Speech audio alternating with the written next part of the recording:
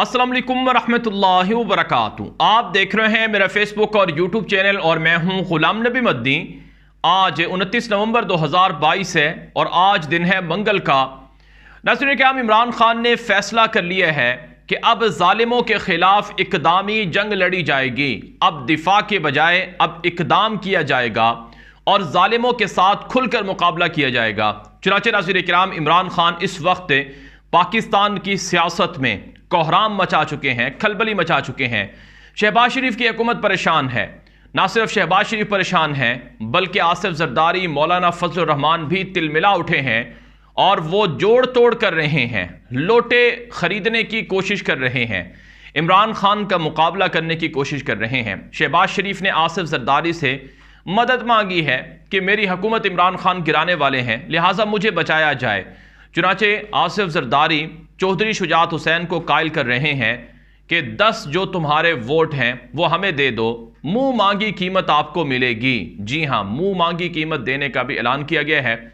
और रिपोर्ट तो ये भी बता रही है कि एक मिंबर को उसके वजन के बराबर सोना भी दिया जा सकता है, उसके वजन के बराबर डॉलरों से भी उसे तोला जा सकता है। इतना पैसा बहाने का ऐलान किया गया है शहबाज शरीफ की हुकूमत बचाने के लिए। मसला ये दरपेश है कि इमरान खान ने ऐलान कर दिया है कि पाकिस्तान के सूबा पंजाब की और सूबा खैबर पख्तूनख्वा की जो असम्बलियाँ हैं उन्हें हम तहलील कर रहे हैं, डिज़ोल्व कर रहे हैं। सिंध के अंदर 25 या 26 से तहरीक इंसाफ के जो नुमाइंदे थे, अरकान थे, उन्होंने इस्तीफ़े जमा करा दिए हैं। केपी के अंदर जो तहरीक इंसाफ की सीटें थीं उन्होंने भी इस्तीफ़े जमा करा दिए हैं, जबकि पंजाब और खैबर पख्तूनख्वा की असम्बलियाँ तो तहलील की जाएंगी। इस हवाले से बताया जा रहा है कि इमरान खान से जो केपी के वज़ीर आला हैं महमूद खान, उनकी भी मुलाकात हो चुकी है और चौधरी परवेज़ इलाही की भी होने जा रही है, जिसके अंदर यह फैसला हो जाएगा कि असम्बलियाँ कब डिज़ोल्व करनी है। अगले 72 घंटे बड़े इंपॉर्टेंट हैं और इन 72 घंटों के अंदर इमरान खान असम्बलियों को तहलील कर सकते हैं। एक हाँ के अंदर, यानी अगर इमरान खान ओके कर दें, हाँ कर दें, तो असम्बलियाँ उसी वक्त तोड़ दी जाएंगी।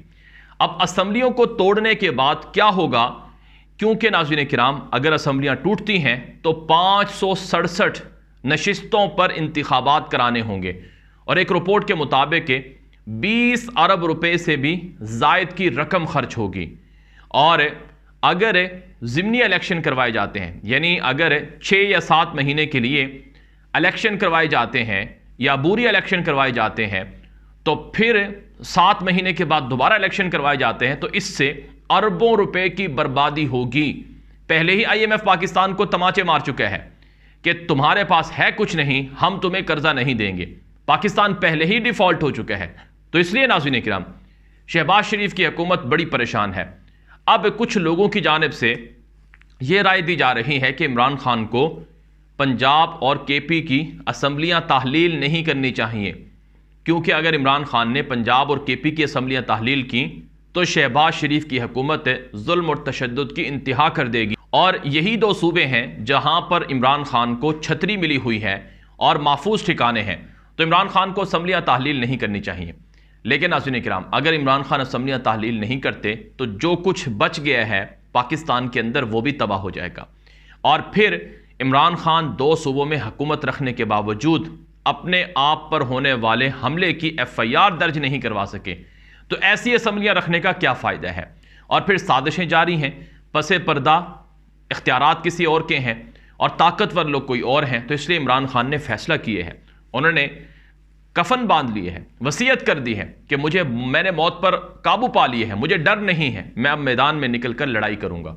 चुनांचे नाज़रीन किराम, अब जो केपी और पंजाब की जो असम्बलियाँ तहलील होंगी, इससे हुकूमत बड़ी परेशान है। अब दावे तो ये किए जा रहे हैं कि हम अदम एतमाद की तहरीक लेकर आ रहे हैं। अदम एतमाद की तहरीक पंजाब असम्बली के अंदर पेश ही नहीं हो सकती और ना ही केपी असम्बली के अंदर, क्योंकि असम्बली का इजलास इन सेशन है, यानी चल रहा है। और ऐसे में कानून ये कहता है कि अदम एतमाद की तहरीक उस वक्त तक नहीं लाई जा सकती जब तक कि असम्बली का इजलास ख़त्म ना होता हो। और फिर दूसरी बात यह है, अदम एतमाद की तहरीक लाने के लिए 10 से ज़ायद अरकान की पंजाब में नून लीग को ज़रूरत है। अगर लोटों से वोट लिया जाता है तो लोटों का वोट काउंट ही नहीं होगा, यानी फ़ायदा कुछ नहीं है।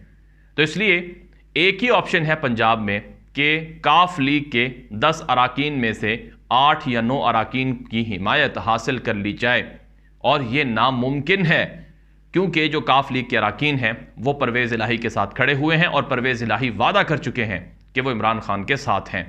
دوسری طرف کے پی کے اندر تو نون لیگ، زرداری اور باقی لوگ کچھ بھی نہیں کر سکتے ہیں کیونکہ ان کے پاس اکثریت ہی نہیں ہے، وہ کیسے وہاں پر عدم اعتماد کی تحریک پیش کریں گے؟ تو اس لیے ناظرین کرام، یہ جو امپورٹڈ حکومت ہے یہ برے طریقے سے جال کے اندر پھنس چکی ہے۔ اب اگر عمران خان اسمبلیوں کو تحلیل کر دیتے ہیں تو انہیں ہر حال میں الیکشن کروانا ہوگا۔ ایک اور رائے یہ آ رہی ہے کہ حکومت 6 مہینے کے لیے گورنر راج لگا سکتی ہے۔ جب اسمبلیاں تحلیل ہو جائیں تو گورنر راج نہیں چل سکتا ہے، اور نہ ہی اتنے مہینے تک، یعنی 8 مہینے تک حکومت کی جا سکتی ہے۔ اور پھر دوسری بات یہ ہے کہ 90 دن کے اندر الیکشن کرانا ہوتا ہے۔ تو اب ناظرین کرام، چونکہ آج نئے آرمی چیف نے حلف اٹھا لیا ہے، نئے آرمی چیف کی حلف برداری کی تقریب جس وقت میں ویڈیو ریکارڈ کر رہا ہوں ہو رہی ہے، تو اب نئے آرمی چیف کیا پالیسیاں رکھتے ہیں، کیا چینج لاتے ہیں، اس کو بھی عمران خان دیکھ رہے ہیں۔ اگر کچھ بھی نہ بدلا، ویسے کا ویسا رہا، تو پھر عمران خان کھل کر کھیلیں گے اور میدان میں آئیں گے۔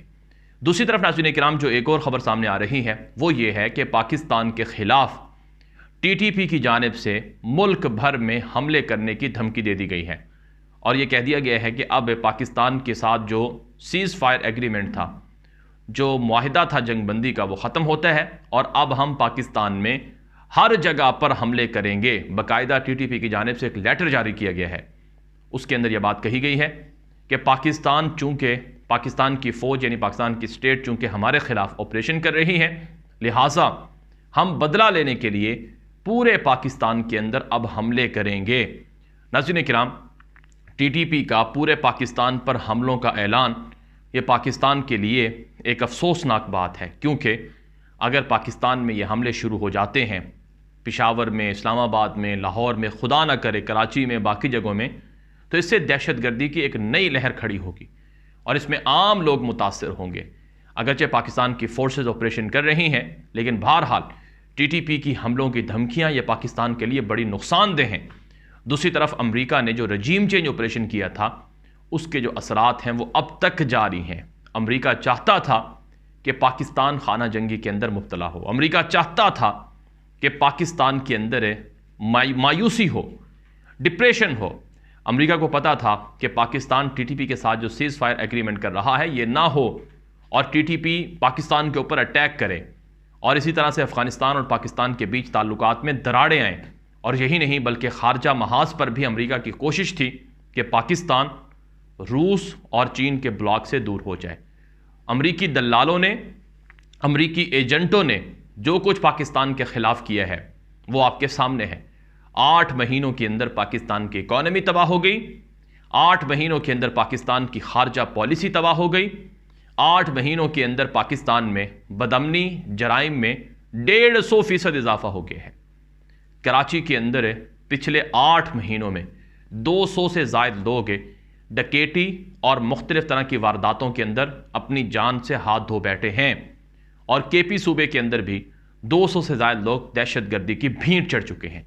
تو یہ امریکی دلالوں کا، امریکی ایجنٹوں کا یہ پاکستان کے اوپر ظلم ہے، جس کے خلاف عمران خان کھڑے ہوئے ہیں، اور جس کو ختم کرنے کے لیے اور رول آف لا کے لیے، حقیقی آزادی کے لیے وہ یہ جنگ لڑ رہے ہیں۔ اس لیے پاکستان کو اور پاکستان کی عوام کو سچ کا ساتھ دینا چاہیے۔